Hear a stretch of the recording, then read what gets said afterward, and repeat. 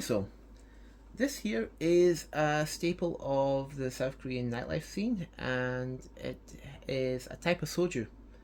So it's a little green bottle, as you can see, and if you've ever watched a Korean drama or seen Squid Game, you'll find little green bottles like this, just like placed in those shows. Not always this brand, but similar. Anyway, these can be found pretty much everywhere across the country. You can find it in the countryside, in tiny mom and pop stores. You can find it in the giant hypermarts of Seoul, Busan, Gyeonggi province. It's advertised on billboards, it's advertised in restaurants, it's advertised outside of shopping malls, usually by the biggest celebrities of each generation. And yeah, it's just that much of a cultural phenomenon. So, as I said, it's a type of soju, and it is the biggest selling soju in South Korea, but it is different from the other soju that we looked at a while back. That one was the Ilpum, and that one is one that's made in a somewhat traditional method by distilling rice. However, this here has a little bit of a different history. This is, even though it's the biggest selling spirit in the country, this kind of soju is not traditional in that sense. It actually finds its origins back in the 1960s, and unlike in the Middle Ages, like the more traditional distilled stuff, this here is what we call diluted soju. And what I mean by that is it's diluted down.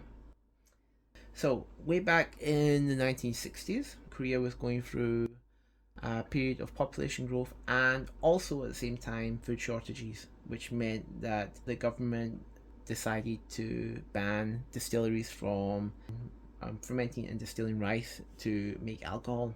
So it wasn't just something that affected soju distilleries, it also affected the traditional rice wine makers as well, or makgeolli makers.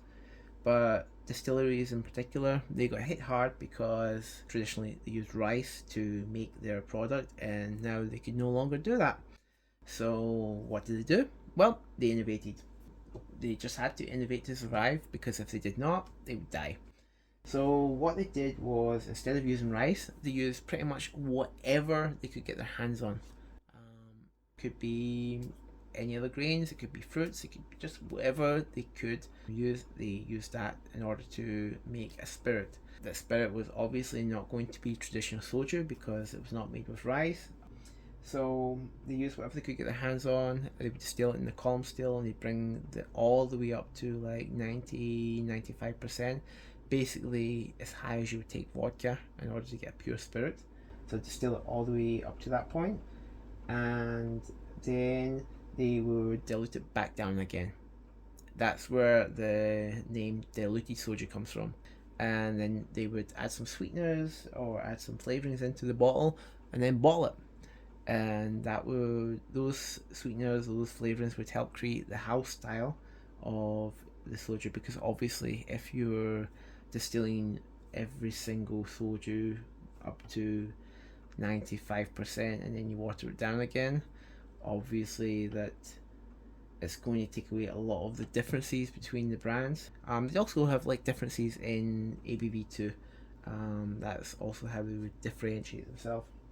So this new style of soju, it proved very, very popular at the time, and it became a huge thing in the country. So it would be sold in like a half-size bottle, so not a full like 750 milliliter bottle, but it'd be sold in, where is it? If I can find it here, it might be a little bit hard to see in the camera. So it says here, this bottle is where is it? It should be here. Yeah, 360 milliliters. So it's a half-size bottle basically, and they sell it in this nice half-size bottle for like $1, and at that price, like, it's a steal basically. So it became really popular. This became like a mainstay of pretty much every single social event across the country. You drink bottles of this with your friends, you drink it with your co-workers, with your boss, just with people you were trying to make business deals with.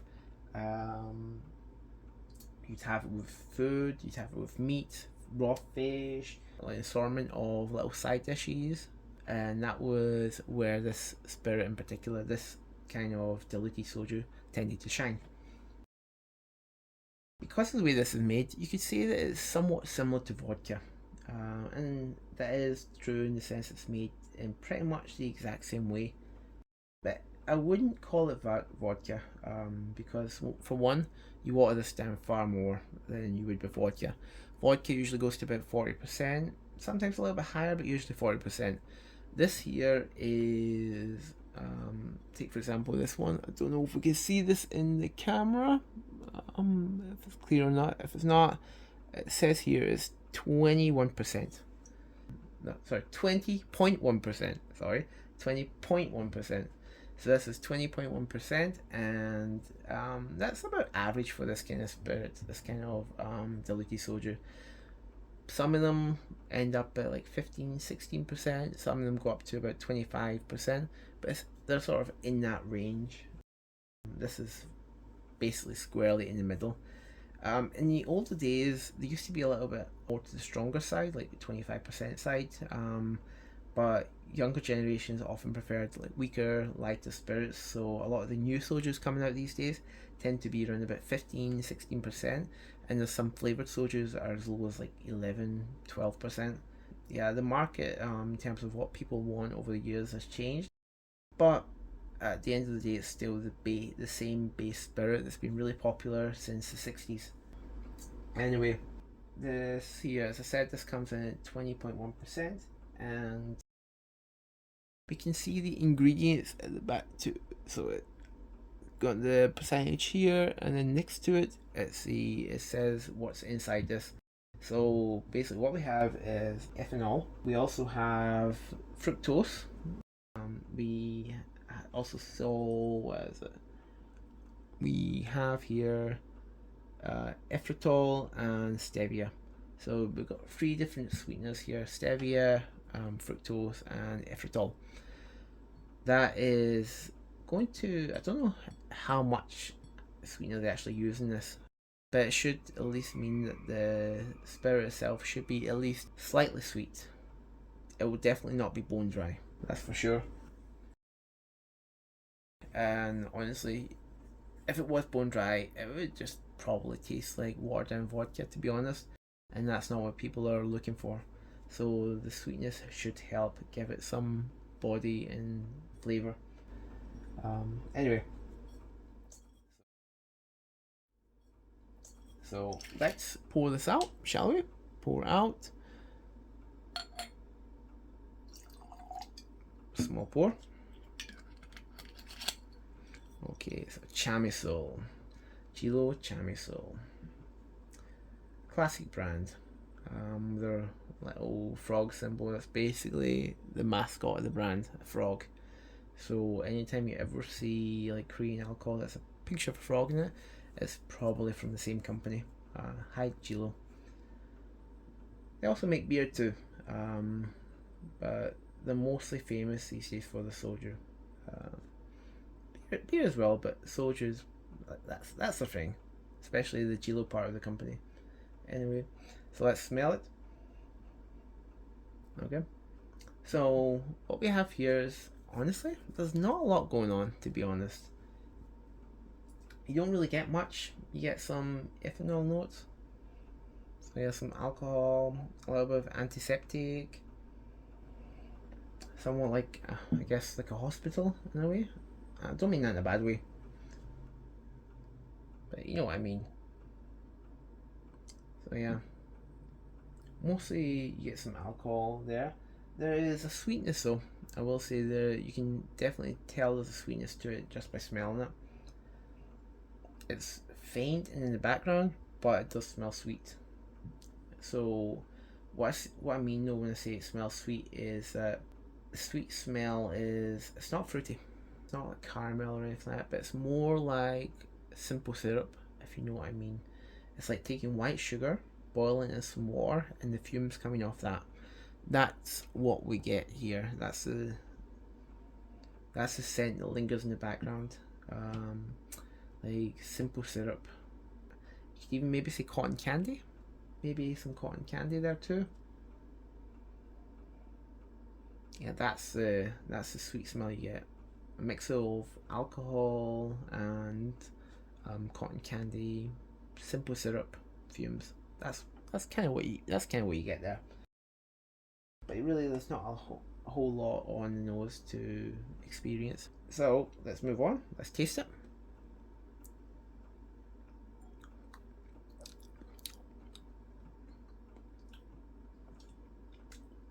So there's a very mild tingle, very mild tingle, I'd say. Um, yeah, it fades.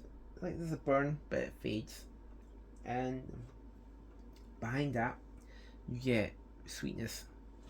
I don't mean like it's super sweet like that. It's not. It's not super sweet. But there's like a little bit of sweetness behind the burn. This burn like leaves your mouth. Honestly, to describe the sweetness, it would be like imagine if you like take a dropper. So take a dropper, take some simple syrup, put some simple syrup in the dropper, and drop maybe about 3 or 4 drops of the simple syrup on your tongue. Not a lot, just a tiny touch. It's like that. It's that kind of sweetness. Slightly syrupy, but not really. But the briefest touch of sweetness really sits there. Other than that, there's not a lot else. It's really mild, really mild. When it finishes, you just really get a little bit of sweetness, mild sweetness, and that's it. There's not a lot to the finish either, but honestly, there's not supposed to be. One of the reasons why there's not a lot going on in this, of course, is because that you're not supposed to sit and drink it like this. You're not supposed to just sit and like pour into Glencairn and enjoy it this way. It's not supposed to be enjoyed this way. You're supposed to drink it with food, and that's the big one. It's an alcohol that's made for drinking with food. Basically, it's made to complement food. None of the flavors that you find in this will clash with any food that you try. It's not like, say, for example, if you have, let's say you have a scotch and like you try and have scotch and pasta, not going to work. Try and have like, let's say, for example, say fish and chips and red wine, not going to work. You know what I mean by that. There's too much of a contrast in those flavors. It's never going to work. But in the case of this, because there's not a whole lot there in the first place, it's just an alcohol that you can kind of like pop open, and as you're having food, just drink it as you eat, almost in the same way that you can do with beer. And that's actually how this is drunk in Korea. Um, it's really how it's supposed to be drunk. Everyone does it. Everyone who, like, when you go out to a restaurant, this is often ordered, and you'll see people like drinking this as they're eating their meat or eating the raw fish. You'll find like people ordering really nice food, and they order a couple of bottles of this to drink with it because it doesn't clash with the flavor. It just, in a way, the little bit of sweetness to it helps complement it. If you were to sit down and drink this on its own, yeah, I'm not gonna lie, it's pointless. There's not a lot here, and as I've just said, like it feels like a bit strange to just like pop this in a Glencairn. There's not a lot here that you can sit and enjoy. No layers. It's not like the Gilo Ilpum that I reviewed last month. There's not any layers of complexity to it that you can sit and enjoy. It's just something that's supposed to be enjoyed with food, and I mean that's fine. That's how you enjoy it. There's not really any limits to what you can enjoy with this, as long as you can handle the spirit. And as I said, it's not that strong. Other than with food, though, a lot of people often like to mix this. The most common way of like mixing this in Korea is you mix this with a glass of beer. So you'll take a shot of this and you will drop it into your beer and you'll drink it. Now, as I said, this doesn't really have much flavour, so it doesn't add any extra flavour to the beer. But what it does do is it does increase the ABV of the beer So if you're adding 30 milliliters of this into, say, like a 300, 400 milliliter cup of beer, it's gonna, like, this is 20.1% is, and if you add that to like a 5% beer, it's gonna add a couple more percentage points on for sure. Yet you're not going to actually feel it, you're not going to taste it, it's just going to taste exactly the same. Anyway, there's not a whole lot much more to say about this. It's your standard soju that you find in Korea. I hope this was useful to anyone who's watching and is interested in trying this. Go ahead, try it, but make sure that you have with food so you can enjoy it at the most optimal moment. Anyway, thank you so much for watching, and I will see you again. Thank you.